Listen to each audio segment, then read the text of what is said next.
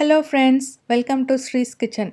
இன்றைக்கி ஸ்ரீஸ் கிச்சனில் நம்ம சிக்கன் மசாலா எப்படி செய்கிறதுன்னு பார்க்கலாம். இது வந்து ரொம்ப ட்ரையாகவும் இருக்காது, ரொம்ப குழம்பு மாதிரியும் இருக்காது. சாதத்துக்கூடையும் கலந்து சாப்பிட்லாம், இல்லை சப்பாத்திக்கும் தொட்டுக்கிட்டு சாப்பிட்லாம், அந்த மாதிரி இருக்கும். இதுக்கு தேவையான பொருட்கள், நான் வந்து 1/2 கிலோ சிக்கன் எடுத்திருக்கேன். நான் வந்து எலும்போடு எடுத்திருக்கேன். நீங்கள் வேணும்னா எலும்பு இல்லாமல் வெறும் போன்லெஸ் பீசஸாகவும் எடுத்துக்கலாம். ஒரு பெரிய வெங்காயம் நல்லா பொடியாக வெட்டி வச்சுருக்கேன். ஒரு பெரிய தக்காளி பொடியாக வெட்டி வச்சுருக்கேன். 1 டேபிள் ஸ்பூன் இஞ்சி பூண்டு பேஸ்ட்டு, 3/4 ஸ்பூன் நான் வந்து மிளகாத்தூள் எடுத்திருக்கேன். நீங்கள் காரம் அதிகமாக சாப்பிட்றதா இருந்தால் 1 ஸ்பூன் கூட எடுத்துக்கலாம். 1 டீஸ்பூன் தனியாத்தூள், மிளகு பவுடர் வந்து நான் வந்து 3/4 ஸ்பூன் எடுத்திருக்கேன். நான் வந்து க்ரஷ்டு, அதாவது கொரகொரப்பாக இருக்கிற மிளகு எடுத்திருக்கேன். 1/2 டீஸ்பூன் கரம் மசாலா தூள், 1/2 டீஸ்பூன் ஜீரகத்தூள், 1/4 டீஸ்பூன் மஞ்சள் தூள்,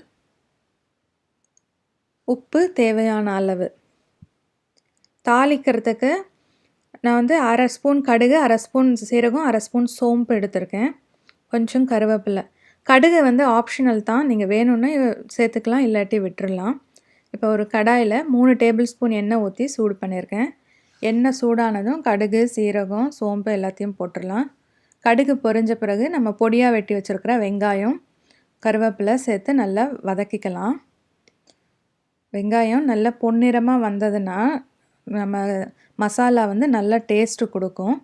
அதனால் வெங்காயம் நல்லா பொன்னிறமாக வர வரைக்கும் வதக்கிக்கலாம். பாருங்கள், இப்போ பொன்னிறமாக வந்துருச்சு. இப்போ நம்ம இஞ்சி பூண்டு பேஸ்ட்டு போட்டு பச்சை வாசனை போகிற வரைக்கும் நல்லா வதக்கிக்கலாம். இஞ்சி பூண்டுடைய பச்சை வாசனை போனால் தான் நல்லாயிருக்கும். அதனால் கொஞ்சம் பொறுமையாக பச்சை வாசனை போகிற வரைக்கும் வதக்கிக்கலாம். இப்போ பாருங்கள், இஞ்சி பூண்டு நல்லா வதங்கிருச்சு. இப்போ நம்ம வெட்டி வச்சுருக்கிற தக்காளி, தேவையான அளவு உப்பு போட்டு நல்லா கலந்து விட்டுடலாம்.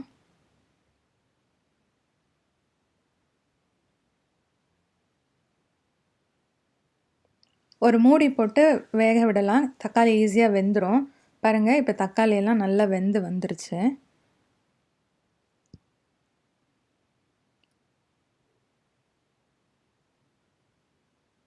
இப்போ நம்ம மிளகாய்த்தூள், தனியாத்தூள், மிளகு பொடி, மஞ்சள் பொடி, சீரகத்தூள் எல்லாத்தையும் போட்டு நல்லா அந்த தக்காளி வெங்காயத்தோட சேர்கிறாப்புல நல்லா கலந்து ஒரு நிமிஷம் வதக்கலாம். 1 நிமிஷத்துக்கு அப்புறம் 1 கப் தண்ணி ஊற்றி நல்லா கலந்து விடலாம். இந்த தண்ணி ஊற்றி கொதிக்க விட்டோம்னா நம்ம போட்ட மிளகாத்தூள், தனியாத்தூளுடைய பச்சை வாசனைலாம் போயிடும். அதனால தான் கொஞ்சமாக தண்ணி ஊற்றி நம்ம கொதிக்க விடுறது. இப்போ பாருங்கள், நல்லா குழம்பு மாதிரி வந்துருச்சு. இப்போ நம்ம வெட்டியே க்ளீன் பண்ணி வச்சுருக்கிற சிக்கன் பீசஸை சேர்த்துடலாம். சிக்கன் பீசஸை சேர்த்து நல்லா கலந்து விடலாம். அந்த சிக்கன் பீசஸ்க்கு அந்த மசாலா நல்லா பிடிக்கிற மாதிரி நல்லா கலந்து விட்டு ஒரு மூடி போட்டு ஒரு 5லேருந்து 10 நிமிஷம் வேக விடலாம். இப்போ பாருங்கள், நம்ம போட்ட சிக்கன் நல்லா தண்ணி விட்டுருக்கு. இப்போ மூடி இல்லாமல் லோ ஃப்ளேமில் இல்லை மீடியம் ஃப்ளேமில் வச்சு சிக்கனை நல்லா வேக விடலாம். ஹை ஃப்ளேமில் வச்சிங்கன்னா தண்ணி சீக்கிரமாக சுண்டிடும், ஆனால் சிக்கன் வேகாது. அதனால் மீடியம் ஃப்ளேம்லேயே வச்சு நல்லா சிக்கனை வேக விடலாம். இப்போ பாருங்கள், நம்ம ஊற்றின தண்ணியெல்லாம் நல்லா சுருண்டு வந்துருச்சு, மசாலா பக்குவத்துக்கு வந்துருச்சு.